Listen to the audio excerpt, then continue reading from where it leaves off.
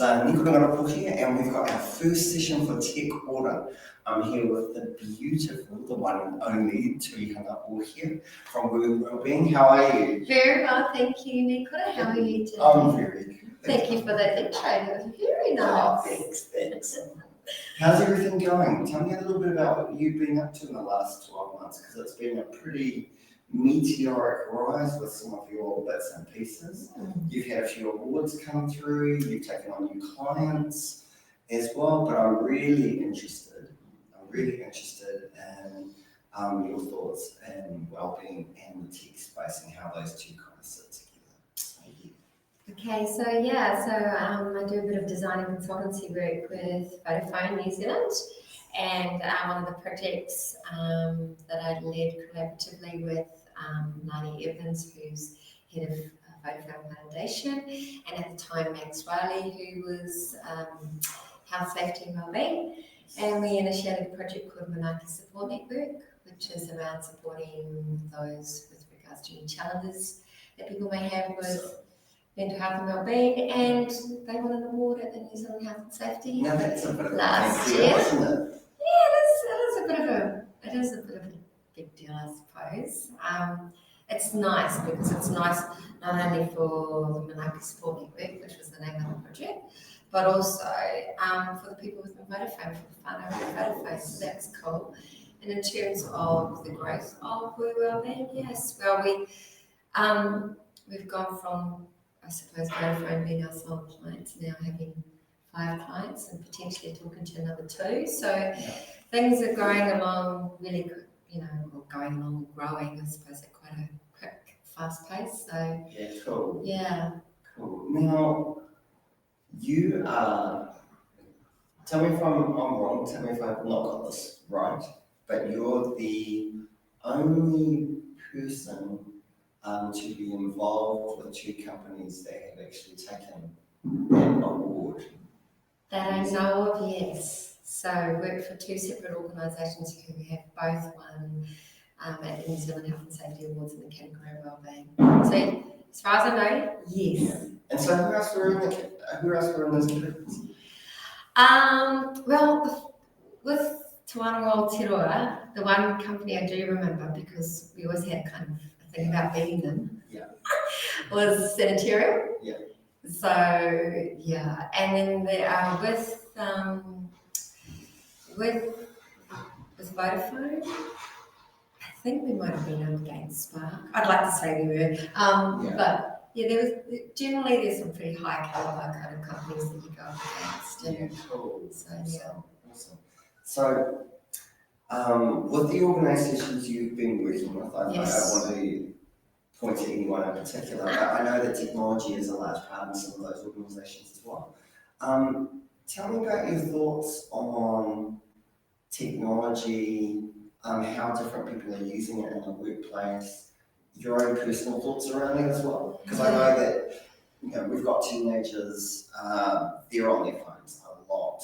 That whole kind of dynamic around the way we are engaging with technology and potentially how that is affecting our wellbeing is quite a big thing in those spaces now. Everything from neck injuries from looking down too much right through to obesity on the other side, all to do with our overuse of technology. Yeah, so lots of questions in that. It's fine.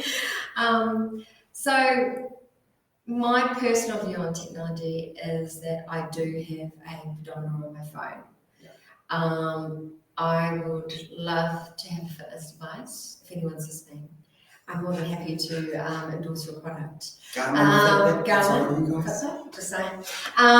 But anyhow, I feel like my personal is that we're so, technology is coming at us in every way of our lives that I actually probably choose not to wear a fitness device because, you get your calls on your watch, or you get your emails, but then in saying that, you hear those stories of the guys who was riding his bike in the wilderness who had a major accident, and because of the fact that he was wearing a fitness device on his wrist, they were able to track him, get him to hospital, and Yeah. he was managed. Now that's a pretty cool piece of technology, right? Yeah, that is. With regards to the corporate space, a lot of people have their own personal fitness devices on them. In fact, majority of people, I'd say, wear a fitness device at this time. But it all depends which client you're working with. Vodafone are really innovative. And so a small amount, a charitable trust that we work with here in Kirikiriroa and Hamilton, they probably are not quite there in terms of fitness devices. So, I mean, it can vary, and I think that I've looked at kind of like what the future of well-being looks like, and there are two things that I really took away from that, from a futurist. And one was the role that Indigenous actual thinking and philosophies will have, and then also there's no way that we can get away from not utilising technology. But in saying that, we've just come from Melbourne, and I made this comment about how no one's tan, right? No one's tan there. And I was like, oh, because, and Aotearoa, we've got so much access to the awa, to rivers and all sorts of lakes and things, but what's actually happening is that because, and in New Zealand it's happening too, that we've been told to slack and stay out in the sun, we're now becoming deficient in vitamin D. Vitamin D is actually a happy vitamin. So therefore, what kind of impact is that having on mental health and well-being? So that's kind of, even though it's not technology related, it's, I think that plays, when we talk about technology, yes, there are some concerns. There's also some concerns around putting sunscreen on ourselves because we're not giving ourselves that vitamin D. With regards to ongoing injuries that people are having, I think that, and having teenagers, that would definitely kind of face challenges as we venture down this path. Yes. For all you new parents or to-be parents in the future, teenagers. Just letting you know that 14 and 15-year-old boys are really challenging. Okay, so you mentioned Indigenous knowledge, you also mentioned, what was the other? Technology. Technology, Yeah. that's going to affect us. Yeah. Do you want to kind of elaborate on those? So let's look at Indigenous first. So what does that mean in the world that we're living in right now? Oh, I'm going to try really, with all my might, to not be a little bit tino rangatira here. Yeah. But if you think about it, for Indigenous races across the world, looked after Papatūānuku, Mother Earth, they were very mindful and very respectful of the environment, which is very much a natural state. Do you think that that's the same kind of idealism that we see in some of the younger generation coming through now? What do you mean by?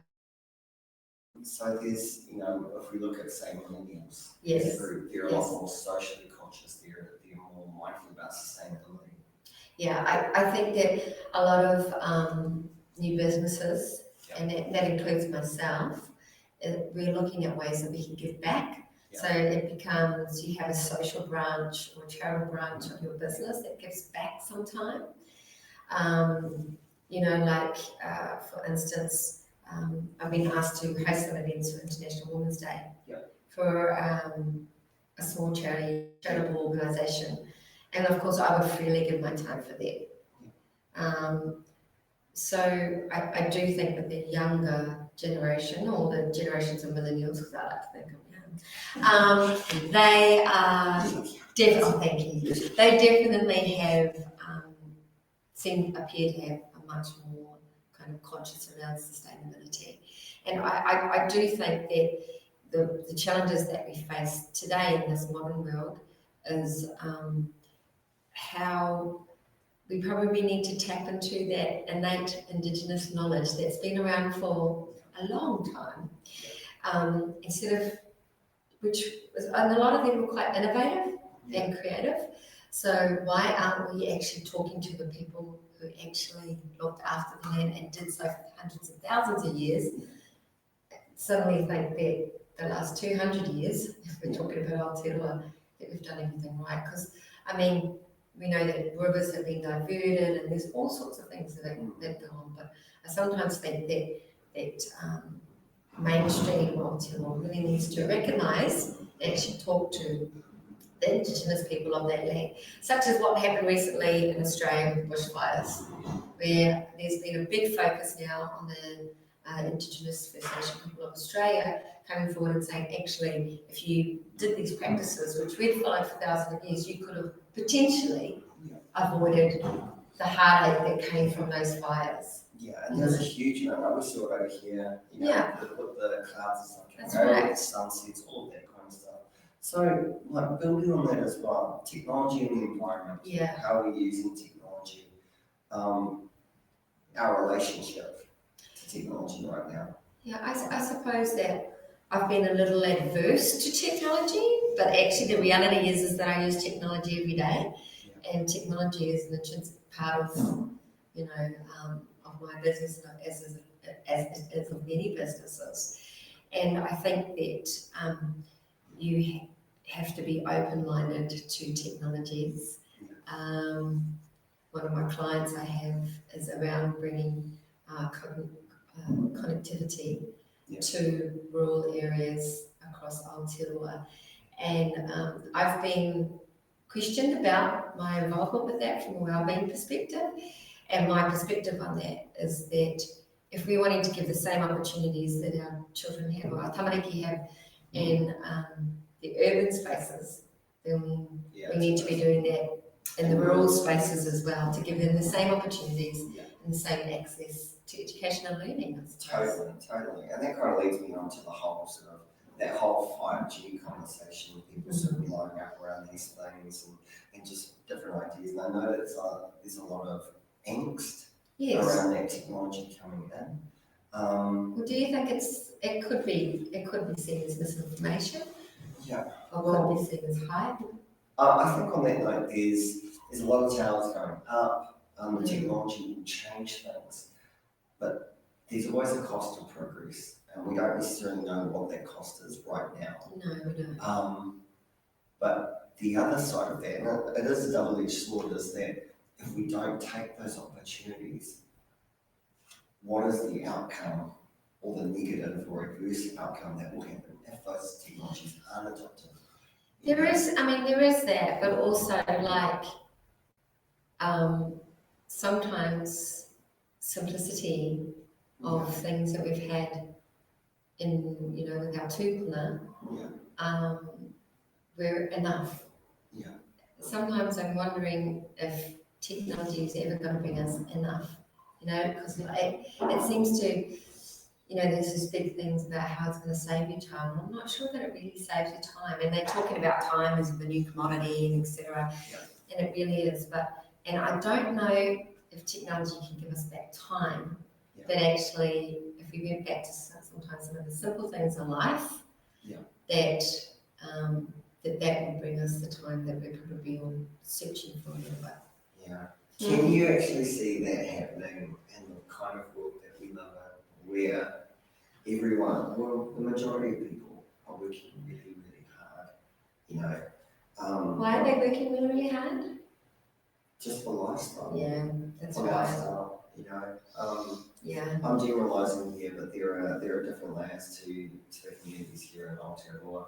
There are some that are far more well off than others. And a lot of that comes down to opportunity, and there's a whole wellness that comes from from having stable incomes and that kind of thing. And I think that for a lot of our things here, technology is driving the speed at which we're moving, and a lot of the opportunities that are now becoming available.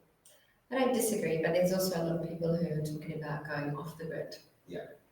And I would say that if you were to look at a family who were perhaps off the grid in terms of mental health and well-being, and again, a bit of a generalisation, versus someone that was technology and was fully accessible, what those, a bit of research on those two spaces would be really interesting, because I'd probably say that those that were living off the grid with little or no technology might actually be healthier in terms of well-being, health wealth, than those that are actually working in a space where technology is easily accessible.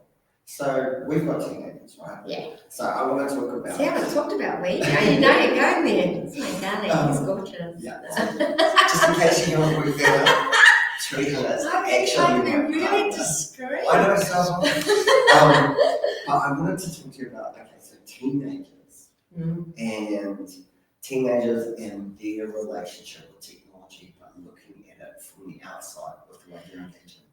Well, you know, I've often said this. I mean, if you think about it, when we were teenagers, or when I was a teenager, Way back. and the phone came along, you know, the old phone.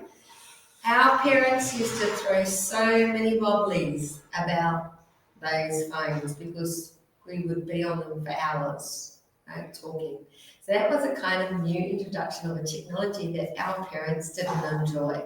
Yeah, but the technology is so different. I know it's so different, but it's kind of the same application where there's a whole lot of new technology that's come into the space. Yeah. And as parents, we're like, no, but it's really the same as our parents. You know, the the Walkmans. Yeah. You know, the Discmans. Yeah. Oh my gosh, we're going back in time now. But you know, all those things, the things that our parents were like, yeah. So I just think it's just a new, you know, because when our kids are adults and they have their children, there'll be another technology or another something that'll come along that'll upset them. Do you think though that like with the technology that we've got going at our fingertips, like right now, that our communication skills and that our ability to interact with people is being compromised, or are we seeing a different type or an evolution in terms of that communication? I tend to agree with both. I think that we're definitely, so I'm a kamuhiki to kamuhi kind of a person. I much prefer to have, you know, and when I'm talking to people, I'm often touching, you know, even if you don't want to be touched, you're going to get the two-hour touch. But I am a much more kamuhiki to kamuhi, and I do think that we have lost a bit of that. With regards to, sorry, what was your other question on technologies? With them kind of evolving the way. And again, there could be an evolution, there could be something that's evolving into something new. Whether I think that's good or bad, I'm not quite sure, because, you know, and often we've talked about our teenagers and how you go, do you want something to eat? And they're going do you want to come to the park? Oh, the grunting. You know, but I don't know that the grunting is any different from when you were 15 or like you were an exception. I was exception. But if no, exception. But if I think about teenagers have always kind of been the same. Yeah. You know, whether they're teenagers now in 2020 or teenagers in 1990. Different challenges though, right? Yeah, different challenges, but I'm just saying that, you know, you still get the grunting. The grunting hasn't changed. Yeah. So what do you think about just, you know, that through line from technology and well-being and how it's physically manifested and what we're seeing? I wish I knew the answers to that kind of question. I think I have my own facade and thoughts on it, and that is that I think that I find sometimes that time and being busy are just bullshit excuses. Excuse my use of language. But when I say that, I mean we're so busy being busy. It's like really important to be busy. It's like really important to be running around. It's like really important to be traveling here, there, and everywhere. Let's face it, we both like traveling. I mean, you know, but that's something that we enjoy. And I just think that, and you know, everyone's talking about time. And I just really think that sometimes you kind of just need to carve it out, and you need to commit to it. Sorry, I'm looking at you like, you need to commit to it. But people need to commit to it. It's kind of like trying, you know. So what are we talking about? Commit to what? Commit to just putting it in your bloody diary or wherever it needs to go and saying, right, I'm out. I'm out for this period of time. I am not available. Okay, so that's cutting that connection off between the rest of it. Just like, look, I'm having a time out from here. Like, Yeah. and giving yourself like that space to breathe from your technology. Because you know the other thing is that we are. I just think that we need to stop making up excuses about why we don't have time. Oh man, that might be a really touchy subject, but and you know, and I'm guilty of that. We're all guilty of it. But sometimes we just need to say, actually, I really do need to have it. And that's the other thing is that we aren't very good at listening to bodies. So when you talk about tech and we're in tech, the reason I don't mean tech is because I am actually really trying at this point in my life, because you know there's this bit of a crossroads going on for me, and that is just really to listen to your body, because that's actually what our tupuna did. And they use the technology of stars and things like that. But if you talk all your technology away and actually just really listen to your body will tell you what you need to know. Yeah. Often people who suffer from illness, whatever that is, will already know subconsciously that something's going on for them. Now, there was one other thing I wanted to kind of elaborate on. Now, I've heard you mention a couple of times something to do with like genome sequencing and like the kind of future of. Oh, they call it now, and someone may choose to correct me, and I'm fine about being corrected. And that's epigenetics. I want to say epigenetics. But what it is basically, and I might have got the term wrong, but what it is that people are now offering services where they can take your data, so take a sample of you, of your DNA, or blood type, or whatever it may be, and they can then tell you you should exercise between this time and this time. You should eat between this time and this time, and you should avoid those foods but eat more of those foods. So what it is they actually individualize these kind of things for you. Yes, all those programs. That's right. That's right. I struggle with that a little bit because we come from a people where there's no me, mine, I. It's us and we. Yeah. So I'm just wondering if we're going to talk about individuals and talk about me, mine, I, then it was always a tribal, collective kind of approach. And our health wasn't so affected.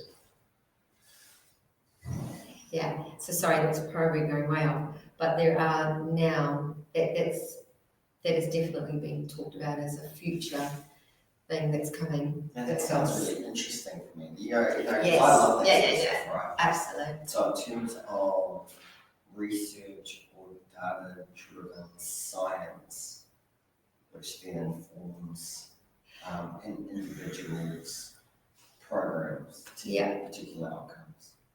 Yeah. I think that there's a lot of focus, particularly in mainstream organisations, and organisations otherwise as well, who place a lot of focus on data. Yeah. And I understand why that's important, because it can help you inform and tailor things to ensure that you're going to have the successes that you want. Yeah. But you know, the successes that we've had, or that I've had, have actually been where there's been people at the heart, not data. Or not technology. Or not technology. So the Manaki Support Network didn't win awards, if you're going to base it on that level of success, from data. There were definitely things that they had along the way, and data did help to inform, but basically it was more a feeling of this is what's required. And with Taura, Te Wana Aotearoa, that was somebody walked into Karakia one morning, saw the state of our people, kaimahi at work, and thought, oh heck, we've got to do something about this. So, yeah, I think that sometimes we conform, or we think about a Western perspective versus an Indigenous perspective, whereas Indigenous perspectives, say prior to 200 years ago, really did kind of work. Yeah, well, I don't think that currently I'm not sure that we have systems in place that can capture the human element or those intangible things which create the expected. you would be able to in the future by going deep enough into stuff. And there's probably some people listening to this conversation going, oh, kumbaya and all that warm and fuzzy stuff. Yeah. But actually, it's not warm and stuff, fuzzy stuff. It's because it's not written down. Yeah. It's because, whereas we in the Indigenous world, we know that you can sometimes just feel things and know that they're right, or feel things and know that they're not. So sometimes it's not always about the tangible, it's about the intangible. Yeah. It's about a world or a realm that's beyond the world that we live in. How would you define well-being in the corporate space? Like, is a term of what it's currently looking like now, or what it's trying to be? I think that there's not actually one meaning for well-being in the corporate space. I think that well-being, well, I know that well-being differs from company to company. What I can tell you, whether you're pink, white, brown, yellow, or green organisation, is that people need to feel valued. It's number one. It's the number one. If people are not feeling like they're valued, then it can just affect their mental state, their body, their eating, their everything. So we've just done a bit of a deep dive with one of our clients. And value, support, time, and being educated about well-being were the 4 key themes, But I think that people feeling valued seems to be the number one kind of common thread, whether it be charitable, non-for-profit, whether it be Māori, whether it be mainstream. That's kind of the number one. Okay. So with that in mind, with so many sort of groups or family groups that are jumping up on platforms like Facebook, for instance. With those kind of values behind them, is technology one of those areas that's actually bringing, allowing people to come into spaces where they can take part of things? I think, definitely so. I think for a lot of us here in Aotearoa, we have family or whānau in Australia, and in London, America. I mean, more and more our whānau are being spread out across the world, and things like Facebook allow us to stay connected and to still share our stories, even though we might be miles and miles and miles apart.